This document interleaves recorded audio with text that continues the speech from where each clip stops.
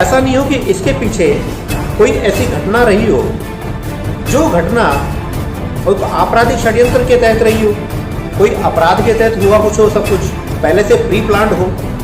ये घटनाएं ऐसे टाइम पर ही क्यों आती है जब चुनाव होता है, जब कोई संवैधानिक आंदोलन चलता है, तो उसको दिशा देने के लिए, मीडिया को एक नया सब्जेक्ट देने के लिए ऐसी घटनाएं सामने आती है।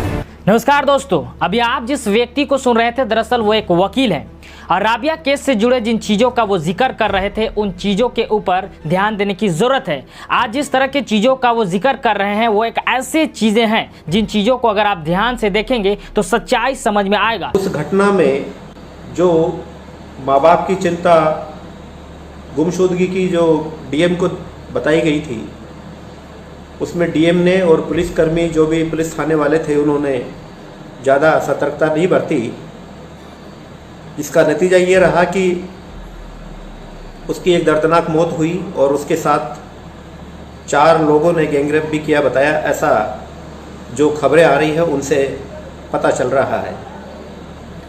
और साथ में 50 चाकू से स्टैबिंग की गई है, 50 कट उसके शरीर पे मारे गए हैं और ऐसा लगता है कि वो जो 50 कट मारने का तरीका और जो देखा गया है, जो मेडिकल रिपोर्ट में देखा गया है, उससे क्लियर कट ये पता चलता है कि उसके साथ जो भी हुआ वो बहुत दर्दनाक हुआ।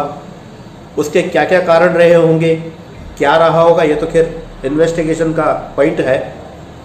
लेकिन फिर भी हम एक बात जानना चाहते हैं कि इससे पहले भी एक घटना घटी थी जो प्रियंका रेड्डी की थी, जिसके अंदर बहुत ज़्यादा बड़ा बवाल मचा। पूरा देश एक ऐसे सैलाब में बह गया कि उन्होंने जैसे सारा न्याय प्रियंका रेड्डी को दिलाने के लिए रोड पर आ गया। अच्छी बात है, प्रियंका रेड्डी हमारी बहन थी, हालांकि उसके साथ ऐसा नहीं होना चाहिए था और उसके साथ हुआ, गलत हुआ। उसको न्याय दिलाने में जो हम लोगों ने सतर्कता बरती, ये बहुत अच्छी बात है। लेकिन प्रियंका रेड्डी केस में एक घटना, एक वकीलों वाली एक बात रह गई हमारे दिमाग में, जो कानून बात थी कि एक तो उन लोगों को ऐसी जगह ले जाया गया बिना हथकड़ी डाले, संगीन मुजरिम है, उनको खुले हाथ ले जाया गया और उनको गोली मार के शूट कर दिया गया। हमारे को वो बात पची नहीं। दूसरी बात यह है कि प्रियंका रेड्डी के मामले में जो घटना घटी, उस घटना में असल में जो 4 मुजरिम पकड़े गए, उनके चेहरे से, उनकी बातों से देखने से ऐसा पता नहीं चल रहा था कि वास्तव में ये कोई परफेक्शनल या प्रोफेशनल या कोई परफेक्ट अपराधी थे, ये पता नहीं चल रहा था। तो उनके पीछे लोग कौन थे, क्या षड्यंत्र था उनके पीछे? उनके पीछे यदि और कोई षड्यंत्रकारी था तो इसका मतलब वो बचा रह गया। वही गलती हमारे इस केस में नहीं होनी चाहिए। साबिया वाले केस में बाकायदा जो मुलजिम पकड़े जाए वो जुनैन पकड़े जाने चाहिए। वास्तव में ही जो मुजरिम हो वही पकड़े जाने चाहिए, दूसरे लोग नहीं पकड़े जाने चाहिए। ऐसा नहीं हो कि इसके पीछे कोई ऐसी घटना रही हो जो घटना आपराधिक षड्यंत्र के तहत रही हो, कोई अपराध के तहत हुआ कुछ हो, सब कुछ पहले से प्री प्लान्ड हो। ये घटनाएं ऐसे टाइम पर ही क्यों आती है जब चुनाव होता है, जब कोई संवैधानिक आंदोलन चलता है, तो उसको दिशा देने के लिए, मीडिया को एक नया सब्जेक्ट देने के लिए ऐसी घटनाएं सामने आती है।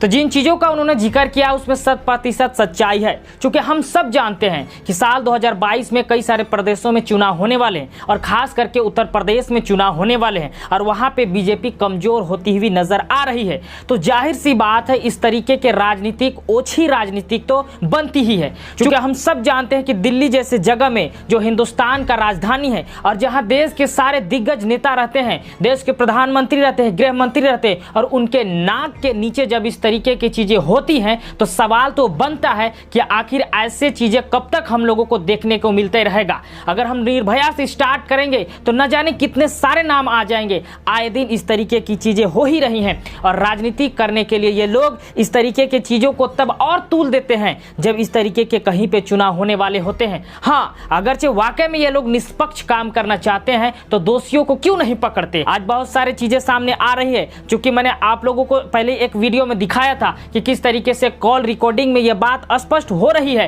कि कुछ और लोग भी इसमें शामिल हो सकते हैं और राबिया के पास कुछ ऐसी इंफॉर्मेशन रही होगी जिस वजह से राबिया को उन लोगों ने अपने साथ ले गया था। लेकिन आज हम सब जानते हैं कि राबिया हमारे बीच नहीं रही है, उसका लाश उसका घर को आता है। जरा सोचिए कि इस तरीके की चीजें देश की राजधानी में हो रहा है और उन तमाम नेताओं के नाक के नीचे हो रहा है, तो सवाल तो बनता है और ये वाज़ेह हो जाती है कि जब जब भी इस देश में चुनाव होते हैं इस तरह की चीजें हम लोगों को देखने को मिलता है। आपको क्या लगता है, आप इसके बारे में क्या सोचते हैं, नीचे कमेंट बॉक्स में जरूर बताएं। फिर मिलेंगे एक नए वीडियो के साथ। जय हिंद।